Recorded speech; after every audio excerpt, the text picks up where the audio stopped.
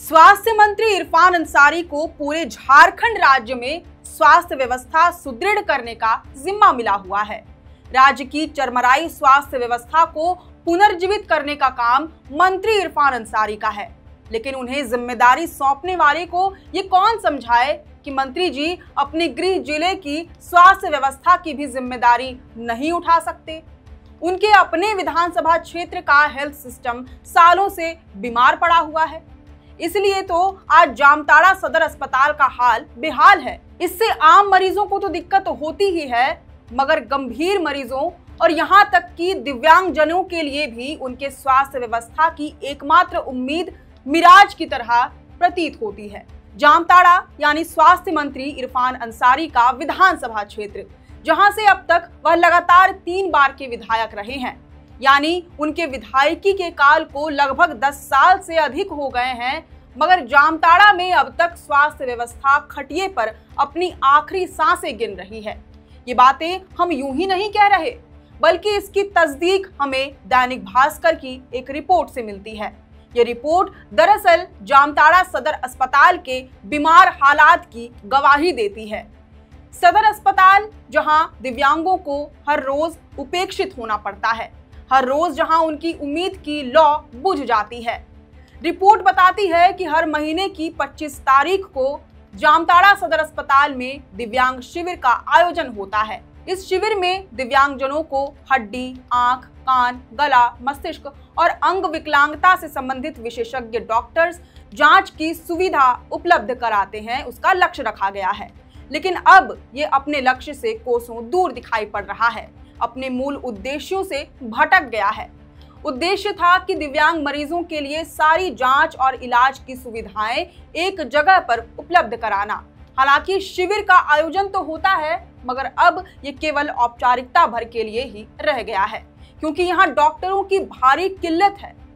Report बताती है कि शिविर में केवल एकमात्र डॉक्टर डीसी मुंशी ही मौजूद रहते हैं। बाकी जितने ईएनटी स्पेशलिस्ट डॉक्टरों का दावा किया गया था, वह सभी दावे और वादे धरे के धरे रह गए। हर महीने शिविर में लगभग 100 से ज्यादा दिव्यांग मरीज इलाज या प्रमाण पत्र के लिए जामताड़ा सदर अस्पताल पहुंचते हैं। सुबह 8 बजे से ही आवेदन जमा करके शाम 4 बजे तक लाइन में लगकर इंतजार करते रहते हैं, मगर हर दिन उन्हें घंटों इंतजार करने के बावजूद निराश होकर लौटना पड़ता है। अधिकारियों की ओर से मरीजों को केवल इतना कहा जाता है कि डॉक्टर मौजूद नहीं है, आप अगले महीने आइएगा। ये स्थिति पिछले कई महीनों से जारी है। अब तो दिव्यांग मरीज यहाँ जाना ही छोड़ चुके हैं, क्योंकि उन्हें मालूम है कि उन्हें केवल सब्र और निराशा ही हाथ लगेगी, इलाज और प्रमाण पत्र नहीं। क्योंकि शिविर में डॉक्टर मौजूद नहीं रहते, दिव्यांगजनों की जांच नहीं हो पाती, प्रमाण पत्र नहीं बन पाते, ऐसे में उनके सामने कई मुश्किलें खड़ी हो गई हैं। वे सरकारी योजनाओं का भी लाभ नहीं ले पा रहे हैं। उन्हें पेंशन, ट्राईसाइकिल, स्कॉलरशिप, आवास और अन्य सरकारी योजनाओं से वंचित होना पड़ रहा है। दिव्यांगजन जो या तो आंख से अंधे हैं, कान से बहरे हैं, जिनकी विकलांगता या तो हाथ पैर या शरीर के किसी भी हिस्से में है, वो बेशक नॉर्मल लोगों की तरह उतने एक्टिव नहीं हो पाते हैं। या तो उन्हें चलने फिरने में कठिनाई आती है, या तो देखने सुनने में, या किसी और तरह से। इतनी कठिनाइयों के बावजूद वे जब अस्पताल तक पहुंचते हैं, तब भी उनका काम नहीं बनता।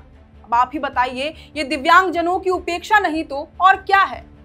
इस रिपोर्ट में वर्तमान में जामताड़ा सदर अस्पताल में कार्यरत चिकित्सकों की स्थिति भी बताई गई है। जैसे अस्पताल में जिला नेत्र सर्जन एक भी नहीं है, उनकी संख्या 0 है।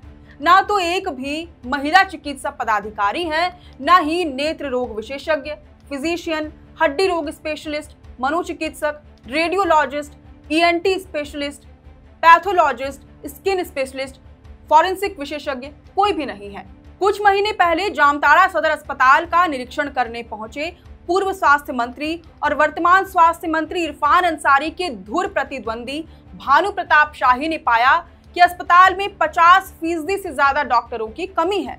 दवाओं की भारी किल्लत है, मरीजों को दवाइयां बाहर से महंगे दामों में खरीदनी पड़ती है। अधिकांश ओपीडी बंद पड़े रहते हैं। ऑक्सीजन प्लांट तो है, मगर चालू नहीं है। वेंटिलेटर की सुविधा तो है, मगर काम नहीं करता।